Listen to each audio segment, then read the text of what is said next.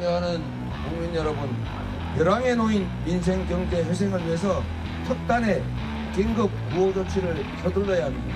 민주당은 민생 경제 비상사태 해결을 위해서 국민 모두에게 1인당 25만 원, 가구당 평균 100만 원의 민생회복 지원금 지급을 제안합니다. 자꾸 균등 지원 말씀을 하셔서 저는 이게 복지정책이 아니고 경제정책, 재정정책이기 때문에 세금을 더 많이 내는 사람을 역차별할 필요가 없다. 오히려 더 지원하지 못할 망정 같이는 지원해줘야 되는 거 아니냐, 관사적 이익을 같이 누리게 해야 되는 거 아니냐라고 생각하는데, 굳이 차등 지원, 선별 지원 하겠다면 그것도 저희가 받아들일 용의가 있으니까 적정한 선에서 협의해서 좀 지원하도록 했으면 좋겠다는 말씀드립니다. 이재명 대통령의 대표 공약이었던 온 국민 25만 원 지원. 자, 민생 회복 지원금을 두고 공약대로 전 국민에게 그대로 25만 원씩 주느냐, 아니면 재정 여력에 따라 선별적으로 지급하느냐, 이 논의가 계속 이어져 왔었죠. 이 두 가지를 함께 섞어서 고려해서 이른바 차등 지급을 하는 방안이 유력하게 검토되고 있습니다.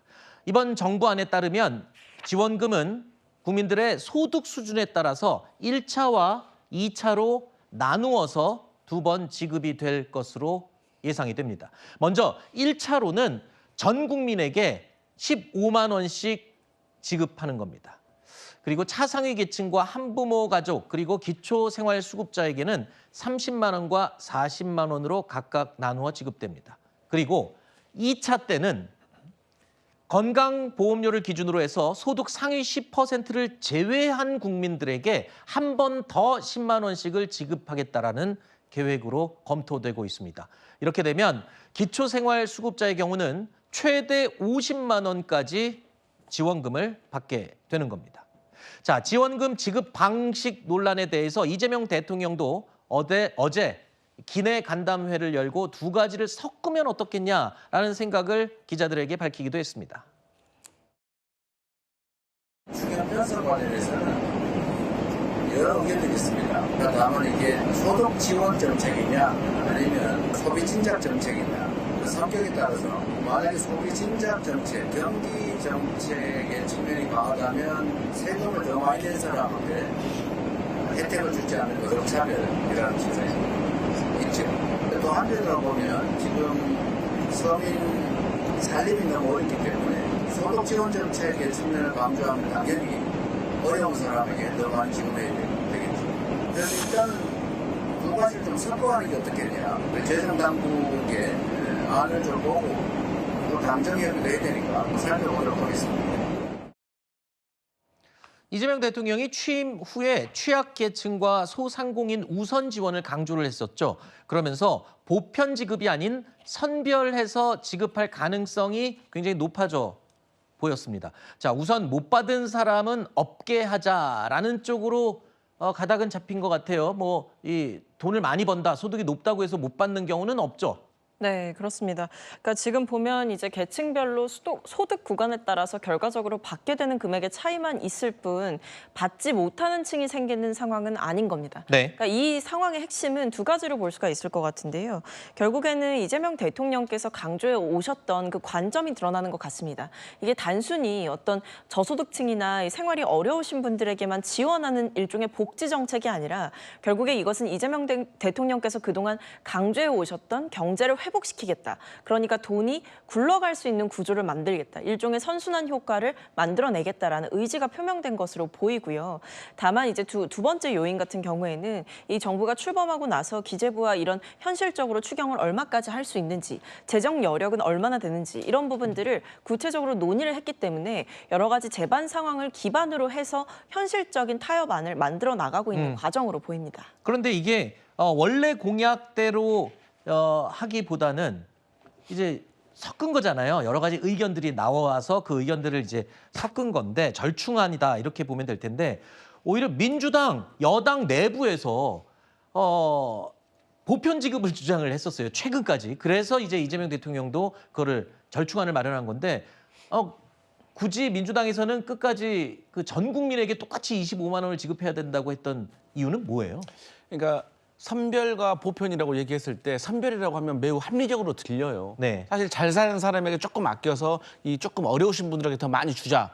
매우 합리적으로 들리지만 이게 행정을 실제로 해보면 좀 다릅니다. 네. 그러니까 예를 들어서 우리가 코로나 때 소상공인과 자영업자들이 피해를 떠안았다. 그때 정부가 역할을 제대로 못했다라는 차원에서 지금 그 부담을 좀 덜어주는 거잖아요. 아하. 그러면 소상공인과 자영업자들 중에서 실제적으로 사업자가 없이 장사하신 분도 많이 있습니다. 네. 그리고 어떤 분들은 소득 매출이 줄었다는 것을 증명하기가 매우 어려운 분들이 생각보다 많이 있어요. 그러면 이런 것들을 설명하는 과정, 선별해나가는 과정에서 행정력이 많이 투입이 되는 것이고 네. 이 과정 속에서 국민적인 갈등이 생기는 거거든요. 네. 그렇기 때문에 차라리 국민 전체에게 지급을 하는 것이 네. 시간도 빨리 할 수가 있고 국민 갈등을 줄일 수가 있다는 것이 지금까지 민주당의 주장이었는데 네. 이재명 대통령께서 이번에 갈등보다는 협치와 통합을 선택하셨다라고 저희는 해석을 하고 이런 과정에 있어서 대통령께서 그렇게 판단을 하신다면 네. 저희 민주당도 그것을 존중해서 국민 갈등을 해소하고 야당과의 협치를 하는 과정이라 생각하고 그렇게 수긍할 것 같습니다. 네. 지금 G7 정상회의에 참석 중인 이재명 대통령은 18일 오후에 귀국할 예정입니다. 바로 그 다음 날 국무회의를 소집해서 최종 지원금의 규모와 대상을 이제 결정을 하겠다라는 방침입니다. 자, 이재명 대통령이 그동안 줄기차게 약속했던 공약 내용, 일단 전 국민 25만 원 대선 끝날 때까지 아주 명확하게 대표 공약으로 밀었던 것이거든요. 근데 일단 액수가 좀 변하긴 했지만 온 국민이 다 받게 되는 거니까 뭐 그렇게 불만이 있거나 그렇지는 않을 수도 있을 것 같아요. 네. 일단 뭐 그 정책과 공약의 일관성 측면에서는 전 국민 그 민생 회복 지원금의 이 지급 필요성은 어느 정도 있어 보입니다. 왜냐하면 이 이슈가 이번 6.3 대선에서뿐만 아니라 1년 전에 치러진 22대 총선에서도 당시 더불어민주당이 1호 공약으로 약속했던 것 중에 하나입니다. 이 어려운 서민 경제 그리고 소상공인과 자영업자들의 어려움을 타개하기 위해서 특히 수도권 중심으로 돌아가고 있는 경제를 지역 경제에도 온기가 돌아가게 하기 위해서는 이 지역 화폐 형태의 민생 회복 지원금이 필요하다.